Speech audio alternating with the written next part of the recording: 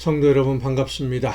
오늘도 우리 주님이 함께 하시는 가운데 복된 하루 살아내시느라 수고 많으셨습니다. 이 시간 우리가 함께 은혜를 나눌 본문 말씀 신약성경 야고보서 4장 6절부터 8절까지에 있는 말씀입니다. 야고보서 4장 6절부터 8절까지 봉독합니다.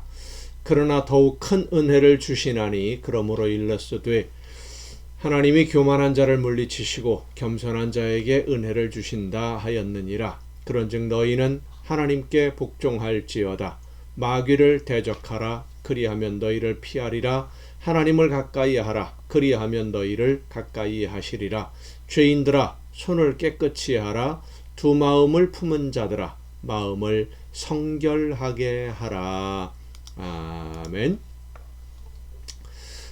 어제 이 시간에 그러나라고 하는 단어가 가지는 의미에 대해서 말씀을 전했습니다. 하나님의 말씀을 듣고 순종하기 위해서 포기하는 것, 이 세상에서 마땅히 누릴 수 있는 것인데도 포기하게 되면 그것이 아쉽거나 아까운 것이 아니라 하나님의 자녀로 영적으로 성장하며 맡은 사명 감당하기 위해서 마땅히 누릴 수 있는 것조차도 포기했을 때 하나님이 주시는 은혜의 선물은 우리가 상상할 수 없는 것임을 잊지 말아야 됩니다. 근데 물론 그런 선물을 받기 위해서 포기하라는 것이 아닙니다. 무엇인가를 받기를 기대하면서 포기한다는 것은 하나님과 거래하는 것이 되기 때문이죠. 우리는 하나님과 거래하려는 것이 아니라 하나님이 이미 주신 은혜와 이미 받은 선물에 감사함으로 하나님이 나에게 맡기신 일들을 즐겁게 하는 일꾼들이 되어야만 합니다. 어린 자녀들을 한번 생각해 보십시다. 공부에 별 관심이 없는 자녀들에게 공부를 해야 된다, 공부해라 라고 부모님이 이야기할 때 자녀들 중에는 가끔 별난 아이들이 있어서 내가 이번에 이 정도 성적을 받아오면 뭐 해줄 거냐 하고 거래를 시도하는 아이들이 있어요.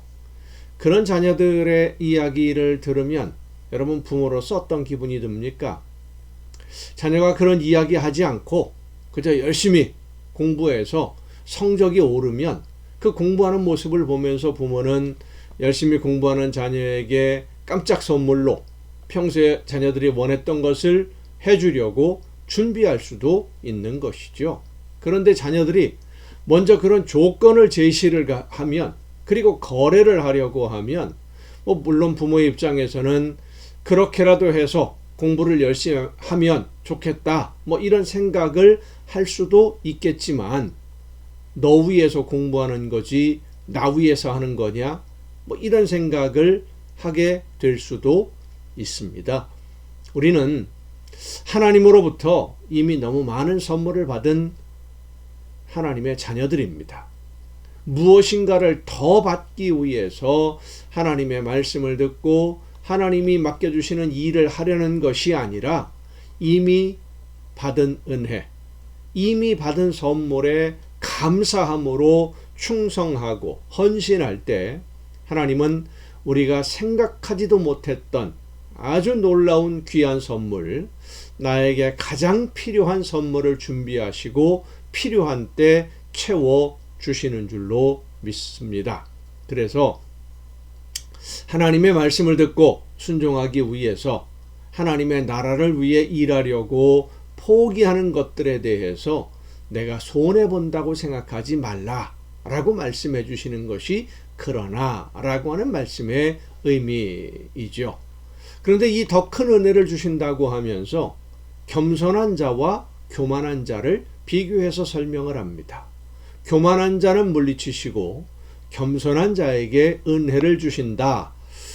본문 말씀에 그렇게 말씀하고 있는데 어떤 사람이 교만한 사람이고 어떤 사람이 겸손한 사람이냐라는 것이죠. 교만한 사람은 내가 이렇게 일하고 있다고 자랑하고 과시하는 자기를 드러내는 사람입니다. 내가 이 정도 일을 하는 사람이다. 이런 능력이 있는 사람이다. 이렇게 인정을 받으려고 하고 과시하면서 자기를 드러내려는, 내가 하는 일을 드러내려고 하는 그런 사람이죠. 예수님이 바리새인들과 서기관들을 책망하면서 하신 말씀이 있습니다. 두 사람이 성전에 기도하러 올라가니 하나는 바리새인이요 하나는 세리라. 비유를 들어서 설명하신 것이죠. 바리새인이 먼저 기도하는 모습을 예수님이 설명합니다. 나는 다른 사람들 곧 토색, 불의, 간음을 하는 자들과 같지 아니하고 이 세리와도 같지 아니함을 하나님께 감사합니다 하고 기도를 해요. 나는 일에 2번씩 금식하고 또 소득의 11조를 드립니다. 얼마나 의롭게 신앙생활을 하는지를 기도를 통해서 많은 사람들에게 광고를 하는 겁니다. 그런데 세리는 멀리 서서 눈을 들어 감히 하늘을 쳐다보지도 못하고 가슴을 치며 이렇게 기도합니다. 하나님이여 불쌍히 여기소서, 나는 죄인입니다. 그때 예수님이 이 비유의 말씀을 하신 다음에 이렇게 결론을 내려주십니다. 이에 이르노니 저 바리새인이 아니고 이 세리, 이 사람이 하나님께 의롭다 하심을 받고 자기 집으로 내려갔느니라. 무릇 자기를 높이는 자는 낮아지고 자기를 낮추는 자는 높아지게 될 것이다 라고 말씀하셨습니다. 자기가 하는 일을 과시하고 사람들에게 드러내서 인정을 받고 싶어 하는 그것이 바로 교만이에요. 왜 하나님은 이런 교만한 사람을 물리치실까 하는 겁니다. 자기를 드러내고 자기가 한 일을 인정받고 과시하고 자랑하며 자기가 모든 것을 하는 거예요. 그런데 여러분, 하나님이 말씀해 주시지 않으면 하나님의 말씀을 들을 수 없고요. 하나님이 허락하지 않으시면 어떤 봉사도, 헌신도, 충성도 할 수 없습니다. 모든 것을 하나님이 맡기셨음을 깨닫고 감사하는 그런 신앙생활이 아니라 내가 이 모든 것을 한다, 내 것을 가지고 내가 이만큼 한다, 자기를 드러내려는, 자기 의를 드러내려는 이런 시도가 바로 교만한 사람입니다. 예수님은 병자라야 의원이 필요하고 건강한 사람에게는 의원이 필요 없다 라고 말씀하셨는데, 건강하다라는 사람이 이 병이 없어서 건강한 것이 아니라 병이 없다고 생각해서 건강하다고 생각하는 것일 뿐이지요. 그러니까 의사에게 갈 필요가 없다고 생각하지 않겠습니까? 죄인이어서 하나님의 은혜가, 죄인이 아니라서 하나님의 은혜가 필요 없는 것이 아니라 자기가 죄인이라는 것을 모르고 있으니까. 그게 바로 교만한 사람이에요.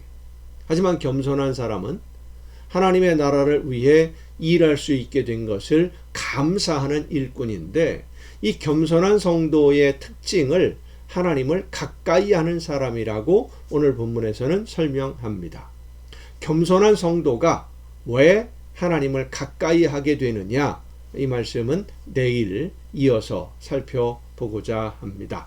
우리 모두는 자격이 없는 나를 하나님이 일꾼으로 부르셔서 일하게 해주셨음을 감사하면서 하나님이 더 큰 은혜를 베풀어 주실 때에 더 많이 감사하고 더 겸손하게 사명을 감당해내는 여러분 모두가 될 수 있기를 간절히 바랍니다. 기도하시겠습니다. 오늘도 저희들을 인도해 주시며 하나님의 나라를 위해 일할 수 있도록 이끌어 주시고 함께 해 주시는 아버지 하나님, 하나님이 허락해 주신 모든 것으로 하나님이 기뻐하시는 일들을 즐겁게 감당하며 아름다운 열매로 하나님을 기쁘시게 해드리는 우리 모두가 되게 하여 주시옵소서. 이 모든 말씀을 예수님의 이름으로 기도하옵나이다. 아멘. 여러분, 오늘도 수고 많으셨습니다. 내일 또 정한 이 시간, 이 가정 예배를 통해서 여러분 모두 함께 다 같이 만날 수 있기를 바랍니다. 내일 뵙겠습니다.